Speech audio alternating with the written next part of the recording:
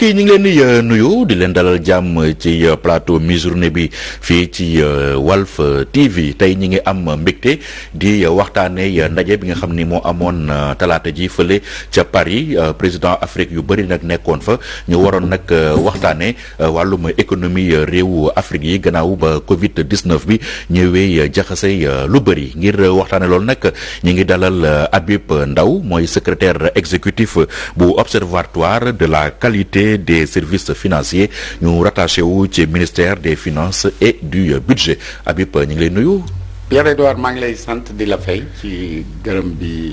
di la gërëm ci invitation bi di nuyu téléspectateurs. waaw ñu lay remercier aussi bu baax si li nga ñëw si sunu invitation. d'accord alors sommet de Paris bi nag moom la ñuy waxtaane mais li jaaxal nit ñu bëri mooy France ci Covid bi ñoom am nañu lu tolli 107 000 morts. waaw Afrique yëpp boo leen dajee yëpp 54 pays ñu ngi toll ci 130 000 morts. donc pourquoi France moom moo war a convoquer africains yi te Afrique. logiquement ñoo waroon convoquer sax président France ne ko ñëwal Afrique fii ñu waxtaane sa économie réew wala déet. waaw loolu gis-gis la boo xam ne li méngoog réalité bi mooy ne sommet njëkk naa am fii ci annulation bor bi ak ci relance économique pays africains yi après Covid. sommet bi amoon fii c'est vrai que chef d'État africains yi ñoo fi nekkoon mais gotha financier bi yépp muy waa G7 ak G20 ñoom ñëpp seen représentant ñu ngi fi woon déglu africains yi càmbar wax benn kaddu juboo ci ne nañu fexe ba dette publique bi mooy dette bi nga xam ne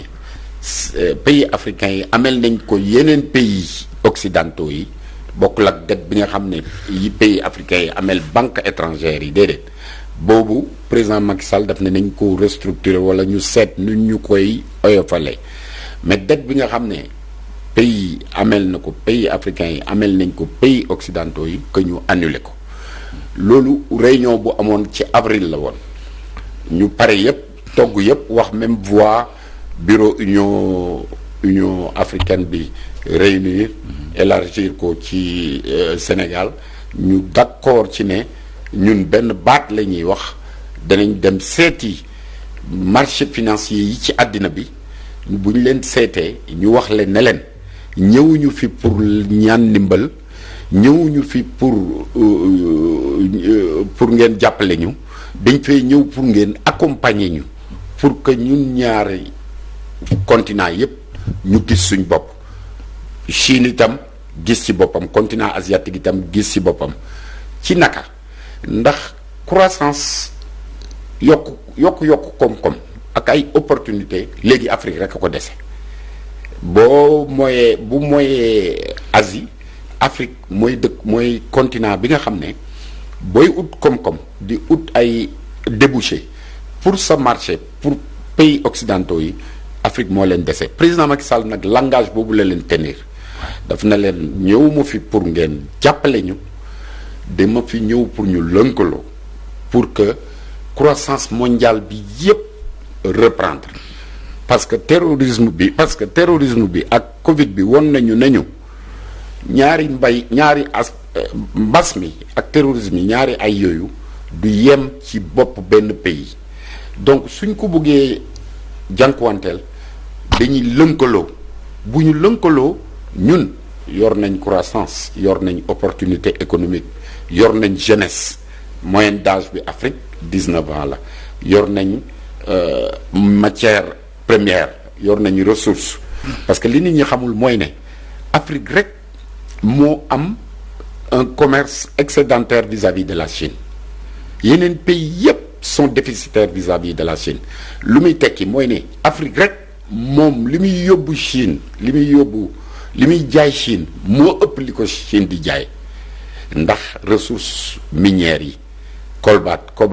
ah c'est normal Chine marché bu bëri consommateur la. moom mooy l'usine du monde. 1 milliard 400 millions l'usine du monde. waaye mais question dette boobu nga doon wax ni mais Afrique ñëpp d'accord ñu si ndaxte réew bi si mel ni Bénin. ñoom dañu ne ñun dañoo war a diñ. war ñu lebal. ñu jël xaalis boobu peut-être liggéey si wala ñu xamuñu fu ñu ko dugal. ba pare dem di sàkku ndimbal. c'est que pour ñu annuler dette boobu loolu du yoon. c'est que Bénin dañoo ambitieux wul comme ñun dañuy def rattrapage infrastructurel c'est-à-dire parce que bi ñuy jël réew mi dafa am fu ñu fekk état bu ñu fekk réew mi yépp délabré machine économique bi délabré ñun ñu ñëw mottali mébét yi Ablaye Wade amoon pour réew mi waaye pour mottali ko dafa soxla woon ñu def emprunt yu mag pour def ay investissement massif yi su ngeen fàttaliku président daf ne mandat bi passé c'était pour le Sénégal c'est-à-dire que dañuy def investissement yoo xam ne pour Sénégal suqaliku la ñu transformer structurellement économie bi moo waral gis ngeen courant bi gisatu leen xuyu xamaj moo waral ñu lebi dem jëli ay tooli courant moo waral ñu lebi dem réhabiliter centrale yi moo waral ñu lebi defaraat pont yeeg aéroport yeeg àggali aéroport yi àggali chantier yi nga xam ne président Ablaye Wade sumboon na ko waaye amuloon xaalis bi te lebaluñ ko woon waaye ñun dañoo ñëw wax ak bailleur de fonds yi tegale leen programme yu leer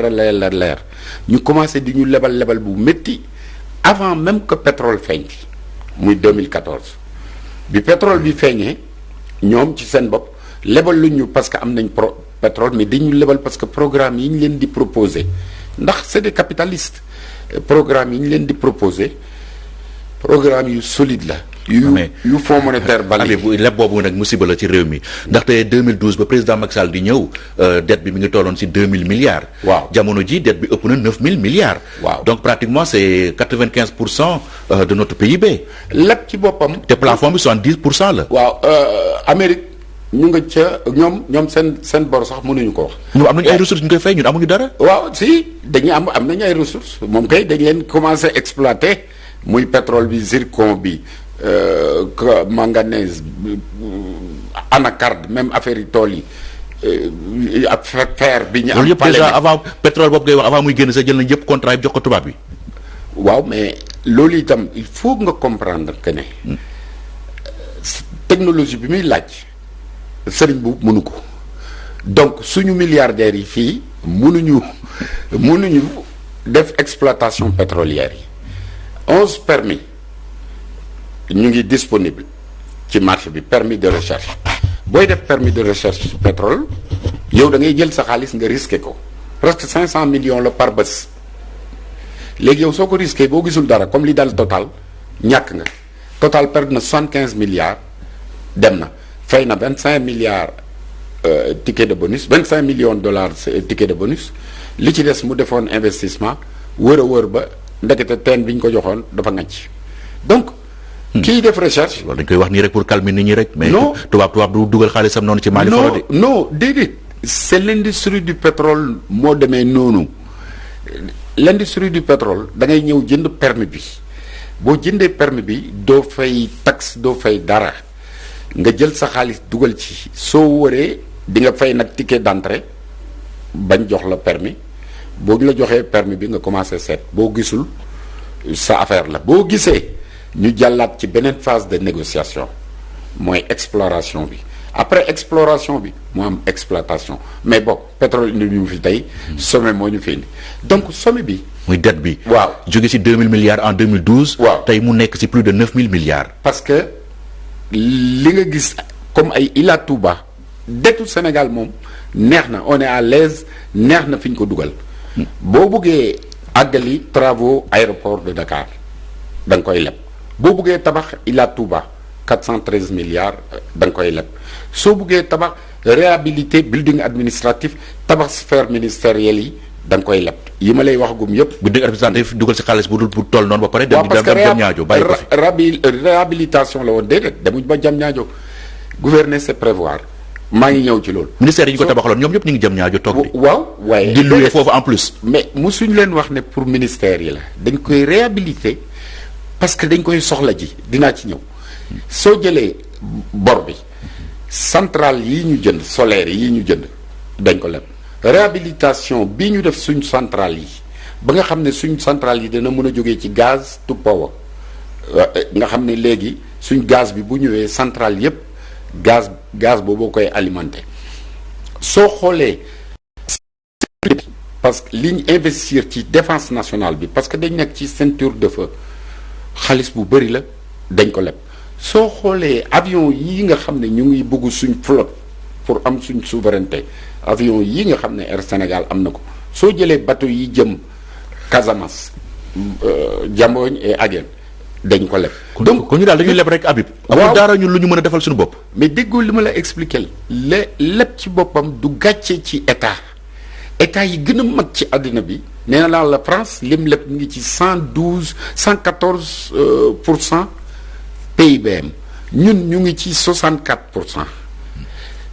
nee nga bokkul ñoom am nañu ressource suñ ko fayee mais ñun am nañ ay ressources suñ ko fayee am nañ ñun ba léegi mën nañ fay bor bi bu dee mën nañ ko fayee nañ fay. déedéet pourquoi suñu président di wër monde bi yëpp naan nañ ñu baal suñuy bor yi. parce que déedéet suñu baalee bor yi dafay tax xam nga mbas mi bi mu ñëwee ñun dafa fekk ne ñun am na ñun croissance dañu amoon croissance continue depuis 2013 sax la commencé dañu am croissance continue croissance mooy tax nga générer ay emploi croissance mooy tax comme yi réew mi yokk mbas mi ñëw ne tëll ci suñ kaw suñ économie yi dafa fragile mbas mi du Afrique laay wax ci boppam ma jox la benn exemple boo xam ne Afrique seen recette yi ñu daan am ci seen exportation de minerais yi sax dafa daanu parce que amatuñ client ndax mbas mi donc am na pays yoo xam ne dañoo miser woon comme Nigéria comme Zambie comme dañoo miser woon ci seen ressources minières yi di ko exporter client amatul ndax mbas mi. waaw mais Sikkim dafa lakkandoo. mbas moomu tamit ni mu defee ay mbas li mu mbasee africain noonu la mbasee tamit tubaab yi. waaw te tubaab yi ñoom ñoo ñuy lebal. voilà donc nag moo war tax ñun ñu compter sur suñuy propre effort propre force. xam nga lu tax li nga wax nga lu am maanaa mbas mi fépp la Sikkim a lakkandoor waaye ñoom yàlla may na leen ñu am banque centrale yoo xam ne mun nañoo jël billet comme kuy defar imprimerie comme imprimerie mun nañoo def di produire xaalis di ko injecter ci économie bi ndax ni seen koom-koom tëddee la ñun suñ koom-koom dafa dépendre ci banque centrale ci benn zone monétaire ce qui fait que li ñu mun rek mooy utiliser instrument budgétaire bi waaye instrument monétaire bi moom munuñu ko laal alors que pays yooyu mun nañ ko laal gannaaw mun nañ ko laal te ñoom jël nañ 20 000 milliards de dollars dugal ko ci plan de résilience ñoom 20 000 milliards de dollars lañ ci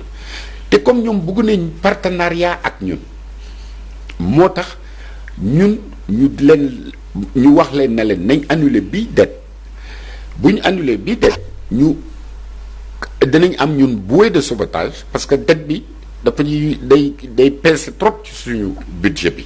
remboursement bi fanweeri fan yu nekk nga war a 90 milliards waaw 89 et quelques milliards. waaw 90 milliards bu ñu arrondir waaw voilà léegi. mais depuis avril 2020 fayuñu ko. waaw dañ ko suspendre. waaw dañ ko léegi xaalis ba fa lañ ko dugal. léegi war na mat ay 1000 milliards. parce que octobre 2021 ñu ngi ko dugal ci force Covid 19 bi une partie beneen partie bi ci des gannaaw président Macky Sall bi mu demee foofu nee na leen vaccin yi président RDC tam wax na leen ko nee na leen vaccin yi. li tax africains yi óoluwuñ ko parce que yéen a ko fabriqué léegi da ngeen di nangu ñun ñuy fabriqué pour li tax mu ne da ngeen di nangu ñuy fabriqué mooy du question xaalis pour fabriquer du question xam-xam pour fabriquer de dafa am lu ñuy wax ay brevet c'est-à-dire que brevet yi comme boo jëlee Youssou Ndour mu woy benn chanson mu yóbbu ko BSDA ku ko bëgg a copier rek da nga koy fay léegi ay alal ju bëri la nag ci affaire yi vaccin yi léegi nag plaidoyer bi nga xam ne président Macky Sall def na ko ci sommet bi mooy ne nañu def non seulement transfert de technologie mais droit de propriété yi nga xam ne ñiy tabax ñiy defar vaccin parce que ñun mun nañ defar vaccin mun nañ defar produit pharmaceutique mun nañ ko defar mais dafa am ay contraintes yoo xam ne boo ko waree defar li nga war a fay dafay dem ba nga xam ne defar ko du ko jar nga importer ko moo ko gën donc loolu bokk na ci yi nga xam ne ñaxtu yi nga xam ne président Macky Sall dafa demoon Paris pour ñaxtu ji wax ñaxtu ji demuloon pour laaj ndimbal pour ñaxtu ji ne leen écoutez il faut ngeen raisonnable nu ngeen di raisonnable mooy yéen Afrique rek a am croissance Afrique rek a am ay matières premières yu ngeen soxla léegi li ngeen di ragal li ngeen doon ragal ci Afrique yëpp amatul parce que léegi ay njiit yu xam luy croissance lu xam nu ñuy gérer matières premières yi ñoo fa nekk bu ngeen ñu accompagner ñu def partenariat ba ñu génnee suñu bopp bi ba rëcc ci mbas mi ngeen injecté xaalis ñu relancer suñu économie bi parce que ñun ñu ngi doon am croissance ba bi mbas mi di ñëw président Macky Sall langage de vérité boobu la tenir. mais est-ce que xam ngeen ni nu mu tudd service de la dette boobu ñu suspendre tubaab yi ñu ngi ñuy observé de di xool nu ñuy fu ñuy dugal xaalis. mais ñun nag loolu problème boobu nag amuñu ko parce que ñun dañu am problème de transparence xam nga wax naa la ne la dans les années 90 dañu annulé woon dette bi injecté xaalis mu mal utilisé. année 2000 aussi. waaw année 2000 waaw mais xam nga 2012 li ko dalee Dakar ba Rwanda ay façon leadership yu bees ñoo fi am ñoo xam ne dañu comprendre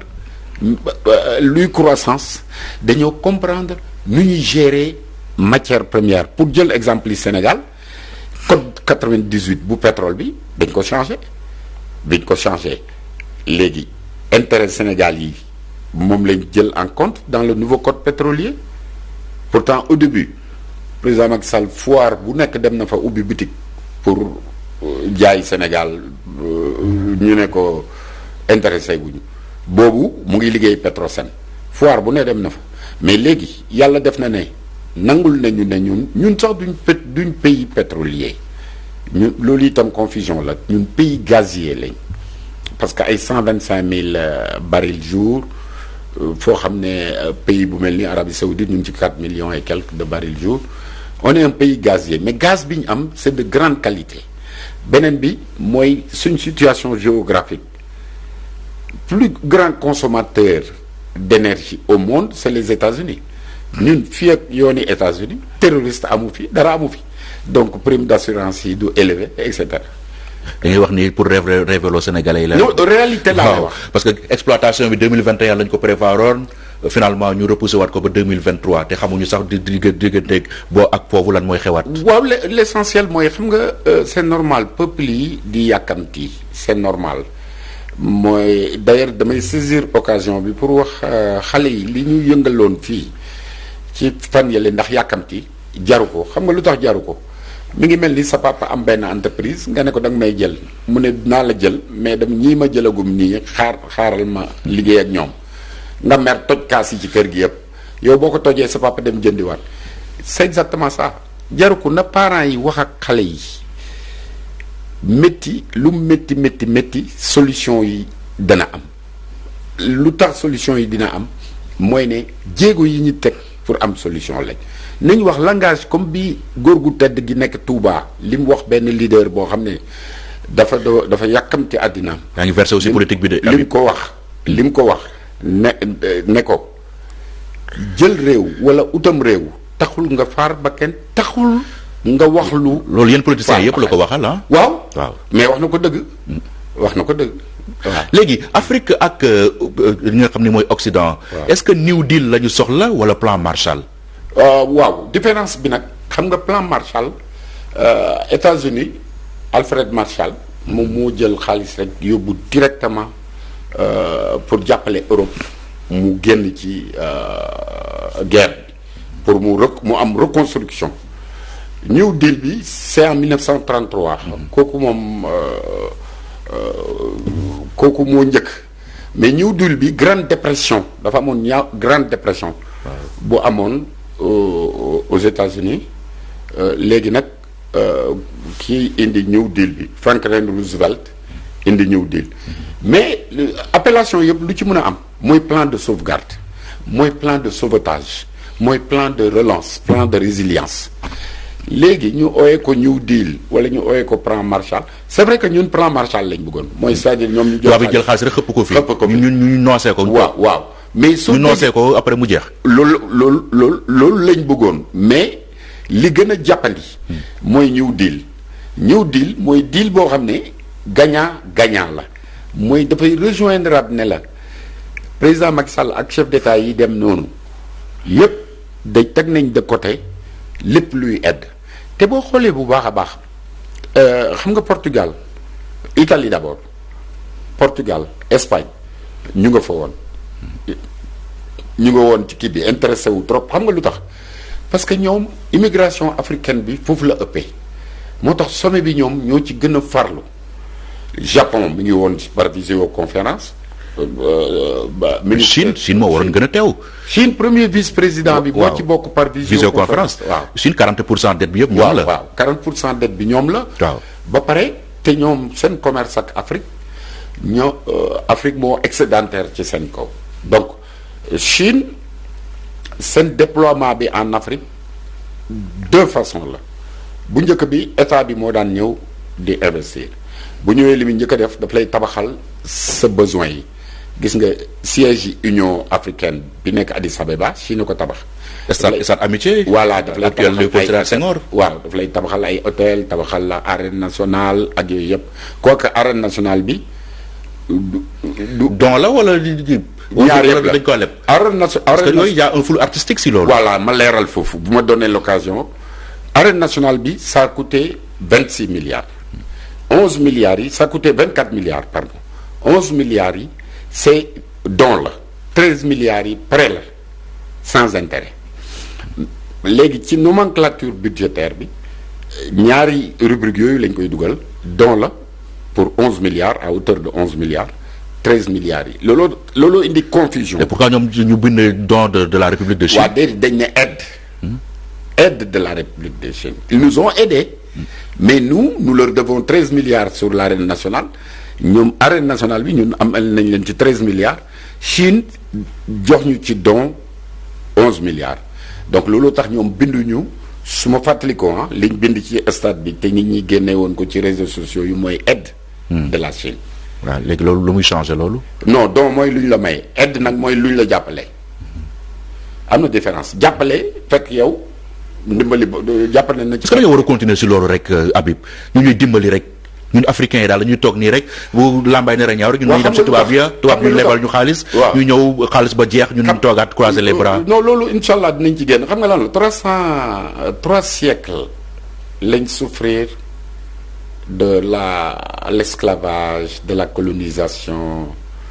après la colonisation. mu am la néocolonisation. maa ngi wéer yomb na trop. déedéet dama lay waxal. loolu passé na ñun ñoo war a jël suñu destin en main. mais loolu lañ def ni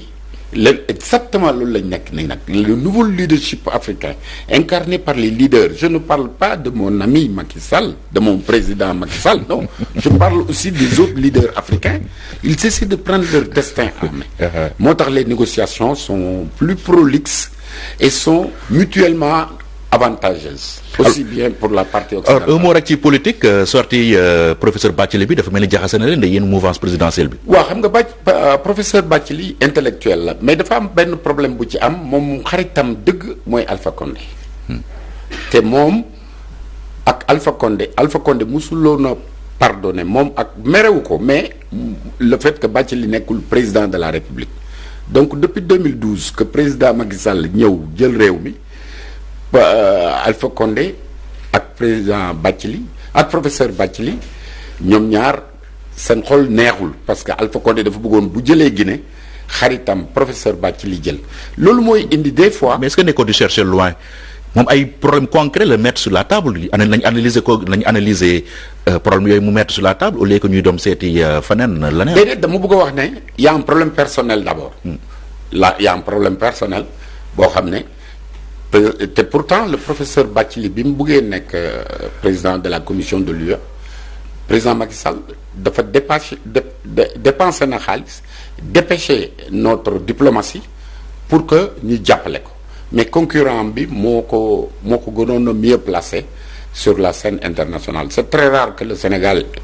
échoue dans les négociations internationales. dañoo échoué ba. mais boobu moom. ba xalangu premier tour lañ ko éliminé. waaw premier tour lañ ko éliminé mais c'est parce que en face il y avait un peu il y avait du répondant. waaw ba pare te moom aussi dafa defoon ay déclarations qui ont mis mal à l'aise comme yi muy def nii rek bon mais c'est un intellectuel que nous respectons seulement. mais est-ce que mérité na douche écossaise bi nii. mouvance présidentielle bi ko jóg rek di ko xarab. parce que fi mu ko waxee moo baaxul xam nga moom dafa bëgg a wax ne assises nationales yi moo war a terme de référence assises nationales yi moo war a gérer réew mi déedéet réew mi assises nationales yi du comme li gars yi di wax du Bible du Coran mais assises nationales yi y a malentendu daf ci am bi ñu créé commission nationale de réforme des institutions président Macky Sall daf na leen bu leen dama bëgg ay réforme de la constitution waxuma changement de constitution ñoom nag malheureusement ñu entamé changement de constitution président Macky Sall bind leen lettre boobu ñu ngi kii de boobu président Makhtar Mbow mu ngi kii ne leen réformer leen ma constitution bi waxuma leen ngeen changer ko ñoom nag ils voulaient changer ça. ñoom nee nañ ils ont travaillé conformément à la commande présidentielle. mais la commande présidentielle était précise à la décharge du jamono président jooju invité woon naa fii Mamadou Lamine Loum. waaw bokkoon ci assises yi loolu la wax. waaw mais la commande présidentielle a été rappelée par lettre par courrier envoyé au président en milieu de parcours en disant au président Mbow mais le président Mbow était la tête pensante la tête au-dessus mais il y avait beaucoup de récalcitrants qui disaient que non ñun on va changer les fondamentaux de la République voilà par exemple bi ma jox la ci benn exemple suñu jëloon recommandation assises nationales yi pour nga wàccee premier ministre lu compliqué la pour nga nommer un DG. ñoom régime parlementaire la ñu prôné. oui en plus de ça parce que am na ay kii il y a trop de maximalistes il y a trop de directives yoo xam ne sont contraignantes pour la personne qui exerce le pouvoir. voilà ñun li ñu leen reproché woon mooy le président il est là juste pour les chrysanthèmes. exactement pour inaugurer les chrysanthèmes. mi ngoog merci beaucoup. c'est moi qui vous remercie. jërëjëf Habib Ndao secrétaire exécutif observatoire de la qualité des services financiers bokk itam bu donc nekk ci ministère des finances et du budget nga bokk ci mouvance présidentielle bi xam naa direct boobu sax dafa fort ba mënoo ko. waaw ñàkk bañ a feeñal. loolu moom voilà ñu ngi lay remercier bu baax si li nga ñëw wi si sunu invitation ci mi-journée bi. man maa lay remercier di nuyu Cheikh. que j'ai pas connu beneen yoon su ma fi jaaree dinaa ñëw seet ko. voilà tey j'ai une journée pas possible avec le sommet. mi ngoog jërëjëf je vous remercie. bien mbokk yi fii la ñu yem ak yéen ci invité mi-journée bi di leen jox rendez-vous suba ak jàmm jërë ngeen jëf.